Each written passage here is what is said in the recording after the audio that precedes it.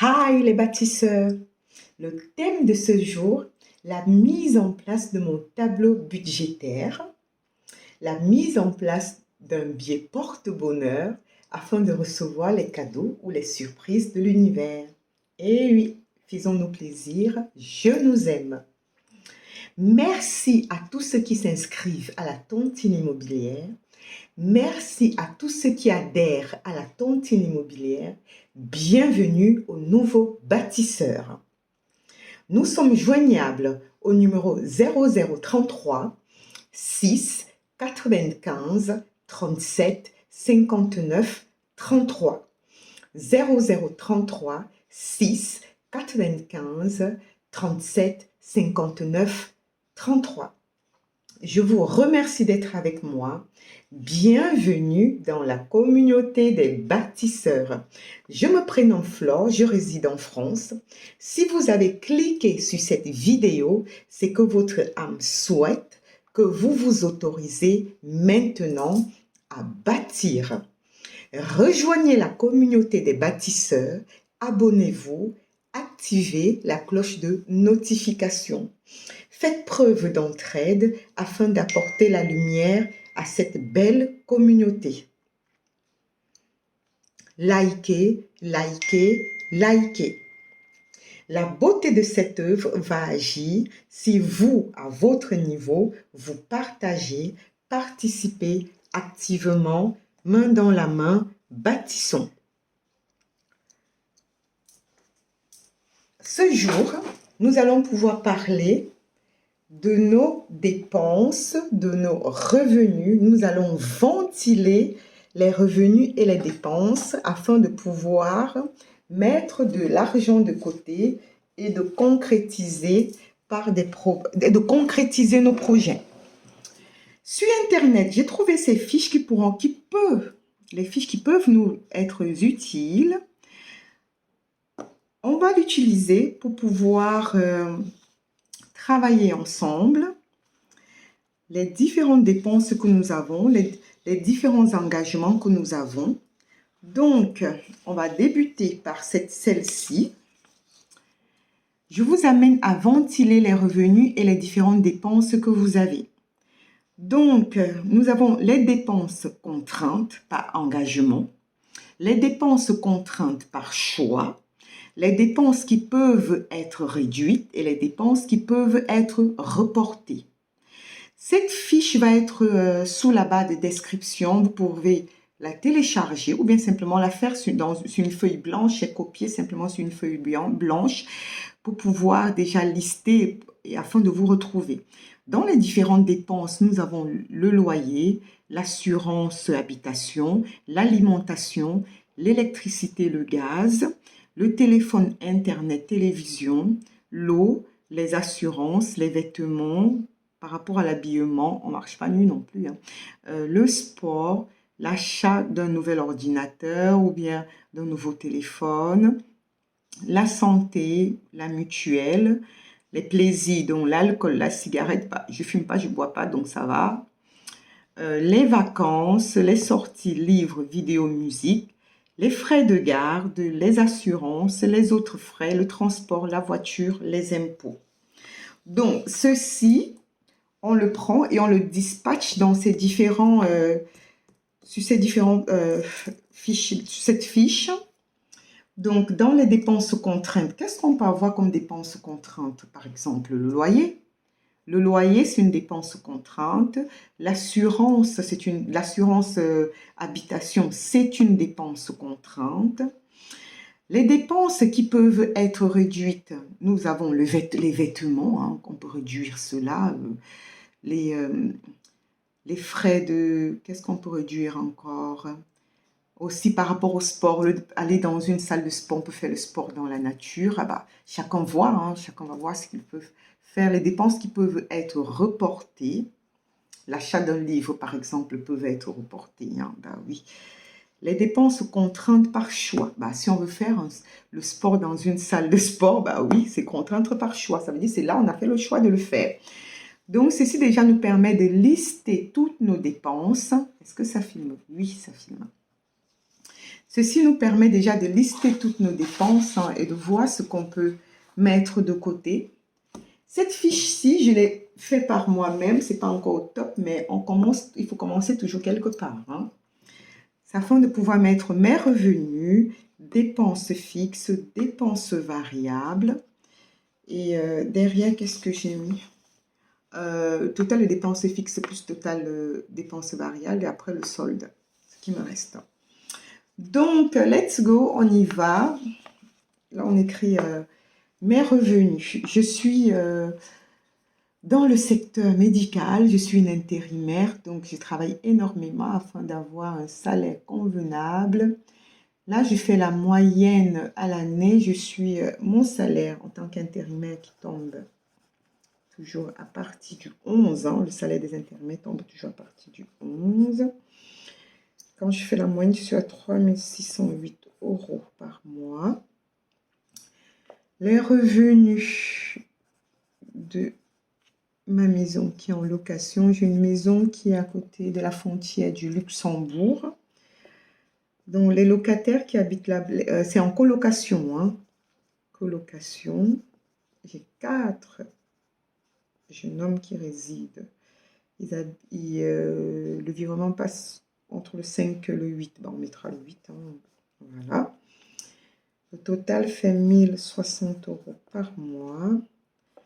L'allocation familiale, qui est la CAF. Au départ, je ne savais pas que j'en avais, mais j'étais surprise de voir que pour les 2 filles, on me laisse une allocation familiale, vu que je n'ai pas droit à autre chose. On m'a dit oui, vous avez droit à cela. J'ai bien posé la question, pour qu'après on ne me dit pas rembourser, rembourser, rembourser. Donc, l'allocation familiale qui tombe le 5, donc 132,08. On m'a dit, vous avez droit. J'ai posé la question. Parce que je ne veux pas avoir de surprise, vu ma tête, qu'à chaque fois on te dit, ah, madame, vous n'avez pas droit. Le salaire est très élevé. Donc, quand on travaille, on n'a droit à rien. Plus 132,08 est égal à 4 800 €. Voilà. 4 800,08. Mais je fais beaucoup d'heures. Je travaille énormément. Et en plus, j'ai fait encore des heures sup à côté. Voilà. Donc, dépenses fixes. La maison au niveau de la frontière du Luxembourg, mais moi, je réside sur Paris. Donc, du coup, par rapport à mes activités, mes business et autres, je fais et mes allées et venues à l'étranger. Pour moi, ça m'arrange de résider sur Paris. Le loyer, c'est 759 que je paye plein pot, 759,94. Pour l'instant, en étant sur Paris, je suis là, mais après, je descends, c'est de l'autre côté là-bas, voilà. Après, je vais dans ma maison du Luxembourg et que de là-bas, je vais travailler au Luxembourg. Le salaire sera encore plus élevé, parce que là-bas, le salaire est encore plus élevé, multiplié par 2, par 3, voire par 4 même, voilà. Crédit IMO, au Luxembourg, on paye mieux. Crédit IMO, tous les mois, la maison au Luxembourg, à la frontière. J'aime toujours dire le Luxembourg, là.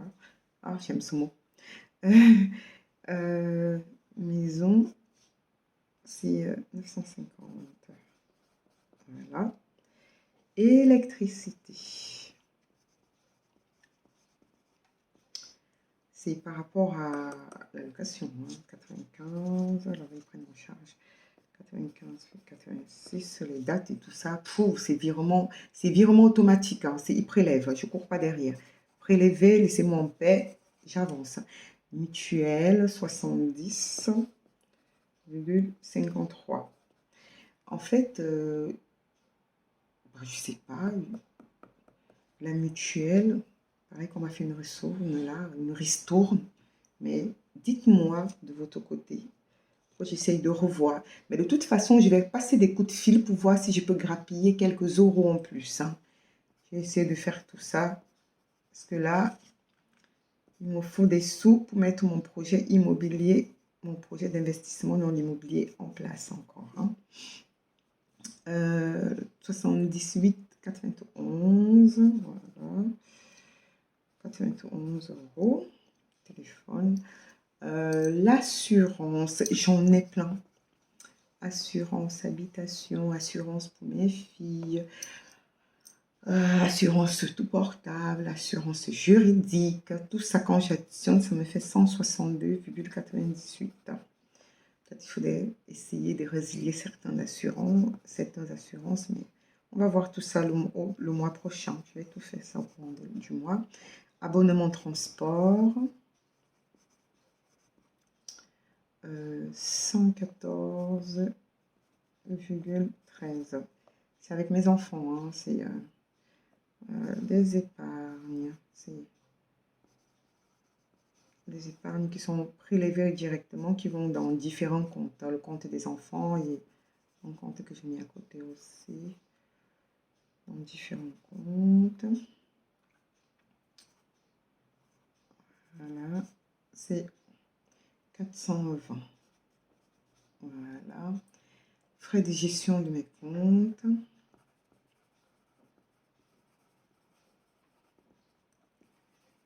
De mes comptes. C'est 14,97. Donc, je commence. 759,94 plus 950 plus 95,86 plus 70,53 plus 78,91 plus 162,98 plus 114,13 plus 420 plus 14,97 est égal à 2667,32. De même, j'ai souvent certaines dépenses que quand je sais que ça va passer dans le compte, je vais faire les heures sup, quoi. Je fais 2 nuits en plus, 3 nuits en plus pour pouvoir liquider cette dépense-là, parce que je dis, rien ne passe de mon compte. Et du coup, je fais ça pour vite remplacer, c'est souvent ce que je fais. Donc, il y a des moments où je dis, bah, malgré ce salaire-ci, je fais des heures en plus. Je dis, bah, je me fais 3 heures, donc effectivement, je charge. Voilà pour les dépenses variables, l'alimentation. Ceux qui ont suivi la précédente vidéo, vous avez dû savoir que j'ai des réserves. J'ai 2 congélateurs qui sont archi pleins. J'ai des conserves, j'ai des pâtes, j'ai du riz, j'ai de la farine, j'ai tout. Parce que je fais au départ, à la base, déjà, j'ai fait des courses pour le mois, vu que je travaille énormément, je n'ai pas le temps d'aller au supermarché tout le temps. Et aussi, ça m'évite, hein, je préfère me reposer que de courir derrière le supermarché. Mais le fait de faire la liste, d'aller au supermarché, quand tu vas au supermarché, que je suis toujours avec ma carte, bah, je ne respecte pas la liste. Hein. Je me jette sur tout ce qui me fait plaisir. Hein. Et là, c'est la fin, c'est plus possible. Je me jette sur tout ce qui me fait plaisir. Dès que je vois un truc qui me fait plaisir, je me jette dessus vu que j'ai la carte. Et je ne respecte jamais la liste. Je ne sais pas s'il y a des personnes... Est-ce que ça filme? Oui. S'il y a des personnes aussi qui sont dans à qui ça arrive d'aller et de ne pas respecter la liste, quoi. Donc, le système des enveloppes, déjà, va être très restreint. Les cartes, vous restez dans les enveloppes. Aucune carte ne sort. C'est plus possible. Alimentation, je vais mettre 200, mais je pense même que les 200, c'est beaucoup parce que je vais acheter que des fruits, du fromage, des yaourts, parce que les légumes, j'en ai en surgelé. Je vous dis, j'ai tout. Hein. J'ai un mini supermarché dans ma cuisine. Hein. À la cuisine, même jusqu'aux bouteilles d'eau, hein, j'en ai fait un stock de tout. Vous vous rappelez déjà la période du Covid, on nous avait dit, on nous suggérait de faire des stocks. Oh là là, j'en ai fait, vu que déjà j'ai travaillé énormément. Je me suis dit, bah, mieux vaut au moins, je ne prends pas des risques. Hein. Et bim, tout est rempli. Les conserves, tout. Alimentation, 200 euros. Donc, je pense que c'est beaucoup. On verra à la fin. Essence, 80. Ma voiture. Donc, révision. Contrôle technique. les pneus et d'autres petites surprises, je ne sais pas. Je mettrai 30 € dans l'enveloppe. Les enfants, je mets 40 €. La coiffure de mes filles, nous sommes noirs, black, donc il y a une dame qui passe pour des rastas, qui fait des rastas à mes filles toutes les 3 semaines. Donc ça fait 3 semaines, après une semaine de pause, 3 semaines, une semaine de pause. Il y a coiffe pour 30 € par personne, ça fait 60 € les deux nanas. Mes deux cocottes. Après, anniversaire, 25 € parce que déjà à la base, je fais des courses quand je trouve dans le magasin qu'il y a des articles en promotion, que ça peut faire l'affaire pour l'anniversaire. Donc, j'ai déjà un sac avec plein d'articles qui peuvent faire l'affaire pour l'anniversaire. Mais je mets quand même un 25 € de côté pour prévoir. Resto, sortie, divertissement. Je mets 100 € de côté. Voilà. Le shopping. Je mets 50 € de côté parce que j'ai mes enfants qui grandissent énormément. Ma fille de 13 ans, elle met pointu. C'est la pointure, la taille, c'est déjà du 41. Là, je suis 41 là. Elle s'habille déjà en L. Elle n'a que 13 ans. Grande. Elle joue au volley.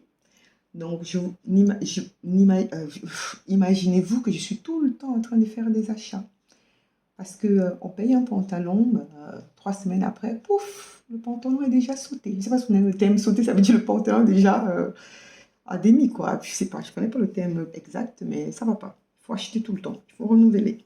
Montée divine. Je ne sais pas si vous êtes dans le même cas que moi, mais au secours. Hein. 30 € pour Noël, hein, pour l'enveloppe de Noël. Je vais commencer par 30 € et après je verrai. Hein. Bien, je ferai des heures sup et puis pour gonfler l'enveloppe. Santé. Pour le dentiste, mais en tout cas, comme c'est ma première fois de mettre ça en place, hein, je vais réajuster. Je pense que ça va me prendre 2 à 3 mois pour pouvoir vraiment être bien stable et, afin et bien réajuster ça. Donc, j'appelle à votre indulgence et aussi à vos conseils. La communauté des bâtisseurs, la communauté des budgéteurs et des budgéteuses, je vous appelle à me donner des conseils dans les commentaires. Vacances, 100 €. Fonds d'urgence,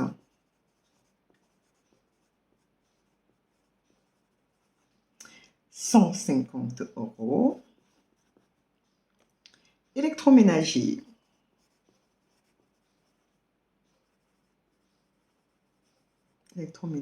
15 €. Loto et jeux. Oui, on appelle à la chance. Loto et jeux, 2 €. On joue avec les voisins de l'immeuble. Et mon grand challenge, c'est bâtir un immeuble en Afrique, la tontine immobilière. Tontine immobilière qui, je vais verser 1000 € par mois. Mais en fait, chacun fait à sa sauce. Hein. Pour la tontine, là, chacun donne selon ses revenus. Mais mon gros challenge, c'est ça. Donc, il faut que j'économise de partout pour pouvoir déposer tous les mois 1000 € dans la tontine immobilière. C'est une sorte d'épargne qui se fait en communauté afin de pouvoir bâtir. Donc, le gros challenge, c'est tous les mois les 1000 € de la tontine immobilière. Là, je continue. Ici, je vais marquer, c'est pour les charges de la maison qui est au niveau de la frontière du Luxembourg. Donc, quand je vais déménager pour travailler au Luxembourg, et oui, elles sont belles les fiches de paye là-bas, hein, au Luxembourg. Donc, la taxe frontière, mais en tout cas, toutes les charges, hein, toutes les charges. Taxe frontière, l'assurance. Tout ça, les charges, toutes les autres charges. Fonds d'urgence. Fonds d'urgence. Voilà, c'est ça que vous arrivez à me lire. Hein. Tout ça, je vais mettre 200 € de côté, même quand on essaye de voir tout ça avec les locataires. Mais les locataires qui prennent aussi une partie en charge, mais je mets ça comme ça. Hein. Tout ça, je mets 200 € par mois. Voilà, je vais additionner ceci. 200 plus 80 plus 30 plus 40 plus 60 plus 25 plus 100 plus 50 plus 30 plus 50 plus 100 plus 150 plus 15 plus 2 plus 1000 plus 200 2132. Je ne sais pas si j'ai oublié quelque chose, mais calculez aussi avec moi. Certainement, j'ai oublié quelque chose, mais calculez avec moi. Vous allez me dire, hein, c'est la première fois. J'ai besoin de vos éclaircissements parce que au final, c'est pas, voilà, c'est pas si évident que ça. Donc, je fais mes dépenses fixes plus mes dépenses variables. J'ai passé toute une journée au boulot, donc j'ai peut-être plus toute ma tête là. Hein. Essayez de voir avec moi. Après 12 heures au boulot, c'est pas évident.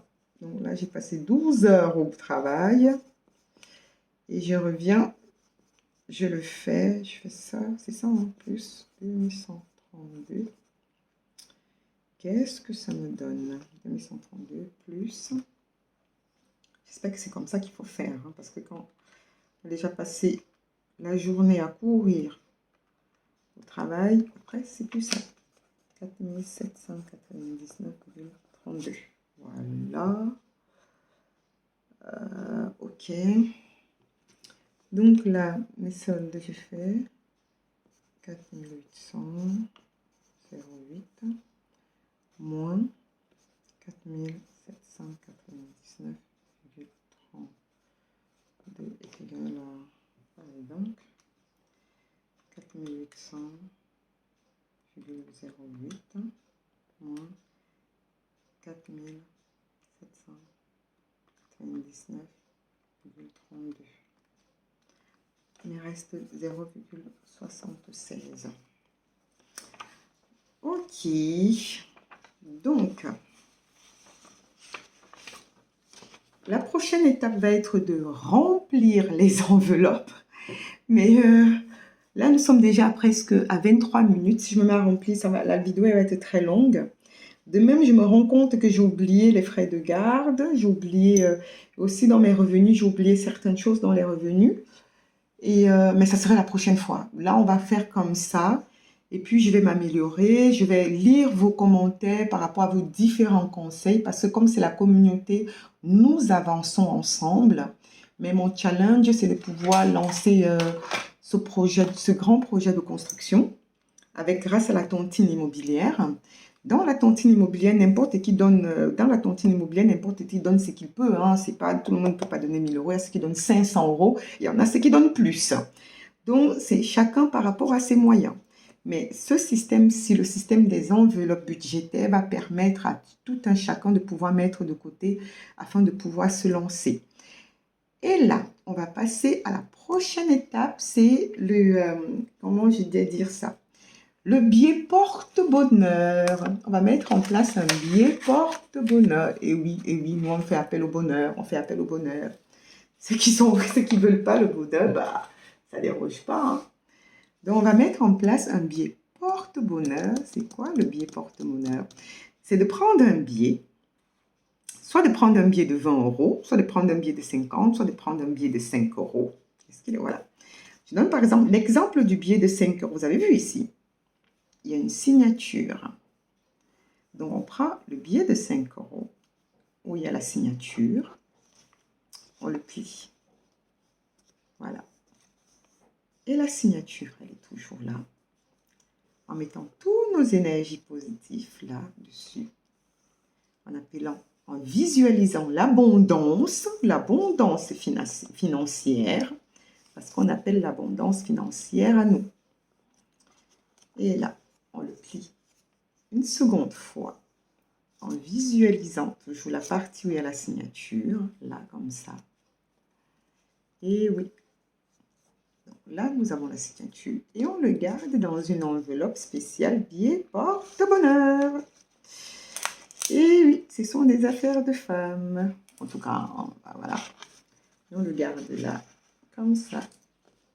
Vous avez vu, notre billet porte-bonheur, il est en place. Vous pouvez le faire avec le billet de 5 €, un billet de 10 €, un billet de 20 €, un billet de 50 €. Et le billet porte-bonheur, qu'est-ce qu'il fait? Il nous apporte des surprises et les cadeaux de l'univers. Et oui, et oui. Racontez les surprises que vous pouvez avoir. Hein. Et oui, il y a des surprises et des cadeaux de l'univers. Hein. Ça existe. Hein. Je vous en parlerai une autre fois. Comme la vidéo elle va être très longue, des exemples des cadeaux de l'univers. Ah, voilà. Et on a plein. Notre billet porte-bonheur est en place. On va le mettre dans l'agenda de la semaine, hein, le portefeuille de la semaine. On marchera avec. On peut le mettre un peu partout, pour le mois, pour l'année. On met notre billet porte-bonheur en place et ça marche. Si vous avez des astuces porte-bonheur, mettez-les en commentaire, hein, nous sommes preneurs. Merci à ceux qui font confiance à la tontine immobilière. Vibrez au rythme de la tontine immobilière. On continue avec la générosité. Je vous invite à activer la cloche de notification, liker et pensez à partager. Ensemble, bâtissons